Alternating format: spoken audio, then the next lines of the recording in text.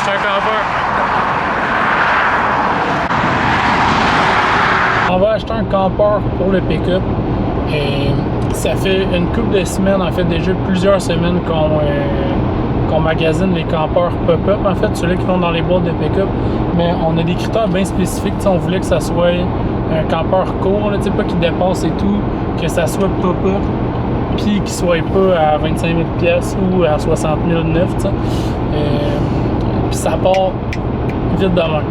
Les campeurs pop-up usagés, là, ça part excessivement vite. Dans la journée, voire dans l'heure. Dans l'heure, ouais. Là, j'en ai snipé un out of nowhere sur le Marketplace. On a juste... j'ai ouvert le Marketplace, je me disais, je vais checker, bon, s'il n'y en a pas un avant. Ça faisait une couple de jours que je checkais moins souvent. Mais celui-là, il a popé genre la minute que j'ai checké. Fait que j'ai écrit tout de suite au gars, puis on a réussi à y parler au téléphone. J'ai dit, tu sais, moi je descends de Québec, là, c'est à 3 heures de route de Québec. J'ai dit, moi je descends de Québec, là, choke-moi pas entre-temps que tu l'as vendu, là, genre je pars là. Fait qu'on avait une boîte en fibre en arrière. On a appelé le père à Sandrine pour qu'il vienne nous aider à l'enlever, fait qu'on l'a enlevé super vite. Puis on est parti, on est pris à la route tout de suite. I hope que ça va bien se passer. C'est le deuxième qu'on va voir. Le premier qu'on a été voir, il était scrap le campeur. Scrap de chez Scrap.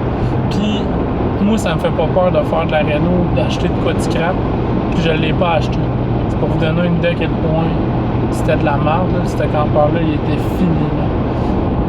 Là, on descend, on espère qu'on va l'acheter celui-là. On a tout là, dans le truc pour repartir avec les straps et tout. Là.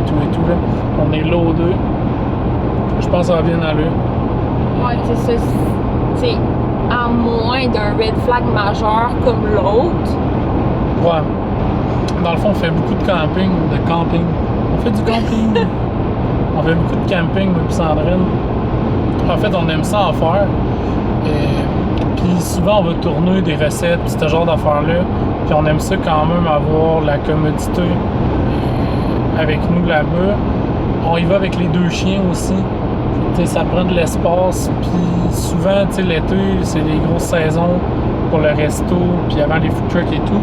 Fait qu'on va faire plus de camping l'automne. Fait que ça nous prend du stock un peu plus chaud avec de l'espace pour des chaufferettes, ce genre d'affaires-là.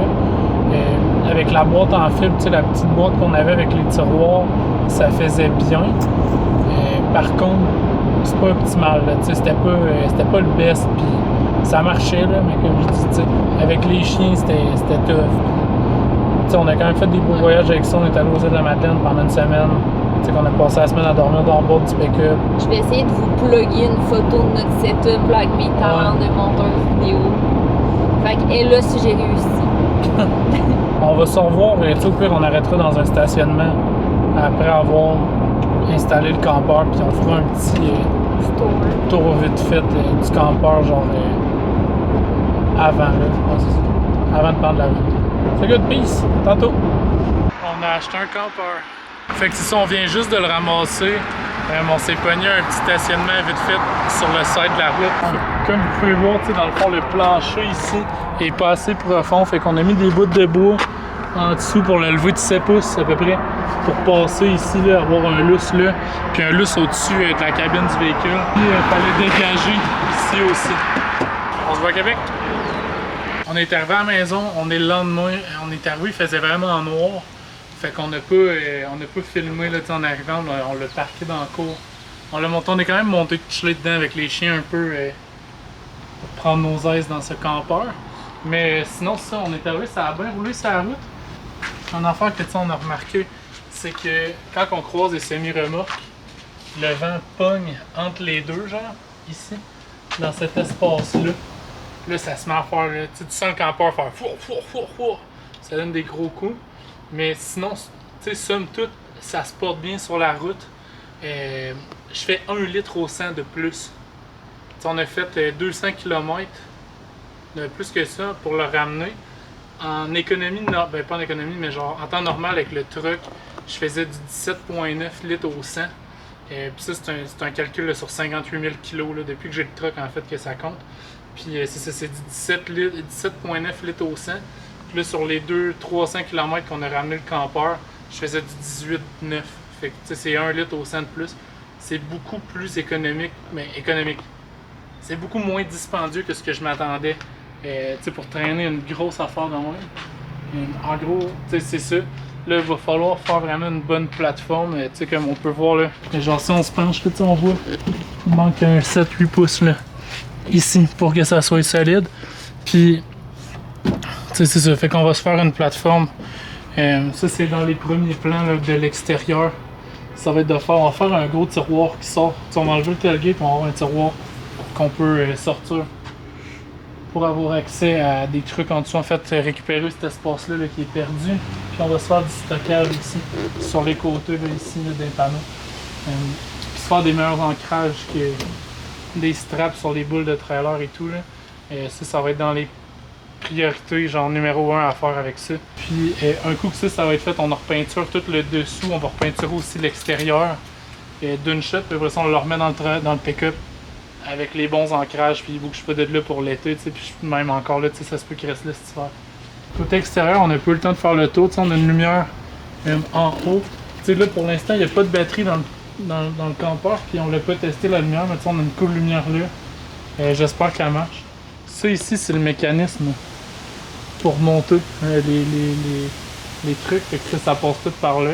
C'est quand même capoté, j'ai été voir sur internet, je savais pas que ça existait, mais c'est tous des fils qui tirent des morceaux, quelque chose pour monter ces morceaux de métal là. C'est vraiment bien fait, c'est vraiment capoté. Le drain de l'évier, l'entrée d'eau est là. On a un passe-fil pour rentrer de l'électricité ici. Tout est, c'est en plastique sec, genre, c'est du vieux plastique, mais tout est en bon état malgré tout pour vrai.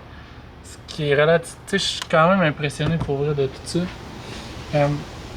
On a un réfrigérateur ici qui est sur le 110, sur le 15, sur le 110, sur le 12 volts, puis sur le gaz propane. Fait que ça va tout être à tester, ces choses-là. Je ne l'ai pas testé encore, puis le gars, je pense qu'il l'avait pas testé non plus, en tout cas, du moins de ce qu'il dit. Là. Ça c'est l'exhaust pour la chaufferette qui n'a pas été testé non plus, là, je pense. Ça l'annonce plus les mouches qu'on pensait. Il était propre, là. Puis check ici, là. C'est rempli de mouches. Okay, en gros, c'est ça. Puis la peinture, j'ai pas fait les recherches encore sur la peinture que je voulais mettre dessus. On va sûrement le mettre noir. Garder le toit blanc pour pas que ça soit trop chaud, mais la coquille, elle va être noire. J'aimerais ça trouver une peinture caoutchouc, genre que je puisse mettre la peinture puis que ça scelle en même temps. Mais tu sais, tous les joints ont été recellés, clairement. Là. Fait qu'en tout cas, on va essayer de trouver une peinture pour sceller ça. Mais ça va être vraiment rétro, genre qui rouvre ce petit panneau-là puis ce petit panneau-là. C'est vraiment chouette, ça.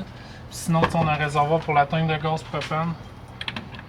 C'est une 20 litres qui rentre. Les campeurs modernes, c'est des 5 litres qui rentrent là, ou des 10 litres.